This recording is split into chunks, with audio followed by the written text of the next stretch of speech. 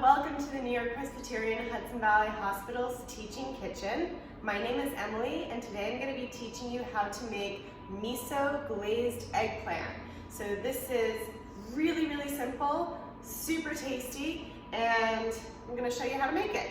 So the type of eggplant I'm using today, and this is the variety you're going to want to try to find if you can, but if not, you can certainly use another eggplant variety like Italian eggplants. This is known as a Japanese eggplant. Now the advantage of this type of eggplant is that, first of all, it's a little bit smaller than your traditional Italian eggplant, which can be, quite large. And it's very thin, which makes it easy. You just slice it right in half, makes it very easy to work with.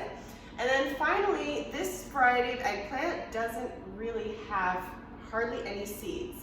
So, and the seeds that it has are very small. So what that means is that it's not going to be as bitter as your traditional Italian eggplant. So this is the kind that we're using today, and it's very easy to prepare. So you always want to be careful of eggplant because it sometimes has these little thorns up at the top. So I'm just going to carefully take off the stem, right, where it was attached to the plant. We'll get rid of that. And I'm going to slice this in half, so making a tunnel with my hand, drawing my chef's knife right through to cut this in half, right? So this is our eggplant, you can see, right, nice and thin. And we're going to sort of cut some little trenches in it, like scoring it, right? So I'm not cutting all the way through, I'm just using the tip of my knife to create these little openings. And what that's going to do is it's going to allow our miso glaze to drip in there and flavor the eggplant all the way through. So, here it is again, right? A couple of spots for that to drip in. And then we're going to make our miso glaze. So if you're not familiar with miso, it's a paste usually made from soybeans, but it can also be made from chickpeas or other legumes. And it's fermented, so it has a really nice salty kind of tang to it. So it looks a lot like peanut butter. That's our miso. The variety we're using today is a soy-based miso. And we're gonna mix in a couple of other things here. So, starting with the miso, and this is sort of the hardest part of the whole recipe actually, is just mixing this to make a nice glaze. We're going to be using a little bit of mirin, which is sweetened sake, Japanese rice wine. So it's going to add some sweetness. We're going to sweeten it up a little bit more with some honey. Just a teaspoon or two. You don't need much. A little bit of sesame oil, or if you have avocado oil or grapeseed oil. Sesame oil is nice because it gives it a really nice toasted kind of flavor, but if you don't have that, you can use avocado or grapeseed. We are using just a splash of rice vinegar. Again, just about a teaspoon or so. And so now I've got everything in here, and I'm just going to kind of use a spoon or a fork to kind of like work this, down together. It's almost like when you open a jar of peanut butter and you've got all of the oil separated on top, right? So you're it's that same kind of experience of just trying to get these ingredients well incorporated. So we're not going to be adding any salt to this recipe because miso inherently is very salty. So you don't need to add really any salt to this. And I think what makes this recipe so flavorful is the umami flavor that the miso gives it. So umami is one of our tastes, right? We've got sweet, sour, salty, bitter, and umami.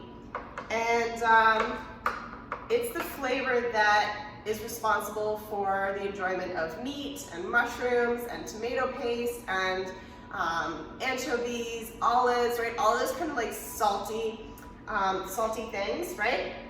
And it's the glutamate in the umami, right? In the umami flavor that makes it taste so good. So it kind of, the glutamate in that food allows the umami to kind of linger on the palate, and that's why we tend to enjoy it so much. So there it is, our miso, our little miso glaze. And at this point, you're going to want to get a prepared sheet pan. I've already done this ahead of time so you can see the final result, right? There it is. So I'll take those to the side and I'll just show you how I got there. So these are nice and soft and golden.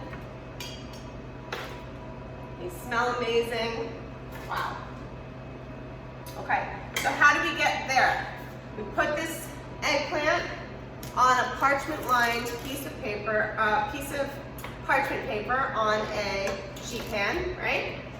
And I'm just going to use this glaze and kind of smear it all across the top. Now keep in mind, this has some oil in it, but if you want to add a little sprinkle of oil on top, you can certainly do that as well. So I'm really kind of lathering this on. By the way, this is a great glaze over salmon. If you want to do like salmon in the oven, this is really, really good. All right, kind of spread that out. Beautiful. So there you go. Right, the miso is all really coated on there, and as it gets hot, the eggplant's going to kind of open up and allow the miso to drip in. You can add a little extra oil if you want, and then you pop this right in the oven. So our oven is set at about 425, and it's going to cook pretty quickly. So you just want to keep an eye on it that it doesn't burn, and then when you take it out, you've got this beautiful miso glazed eggplant. Amazing. Now, if you wanted to, for garnish, you could sprinkle some sesame seeds, or I've got some scallions here, right? So every time that I cut down my scallions, I put the roots in some water, and this is all new growth. So this is about 2 or 3 weeks worth of growing. And let's see, I can just kind of tear the tops, and let's add these as our garnish. You can also snip them with a scissor. That's probably a little more friendly to our scallions. All right, we'll tuck our fingers together, right? Pulling everything in so we really protect the fingers, and roll that knife across. A good sharp knife is definitely your best friend in the kitchen. Okay.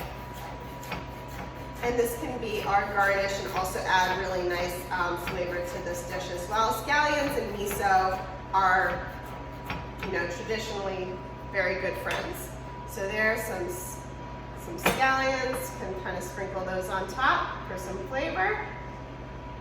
And it looks really pretty. All right.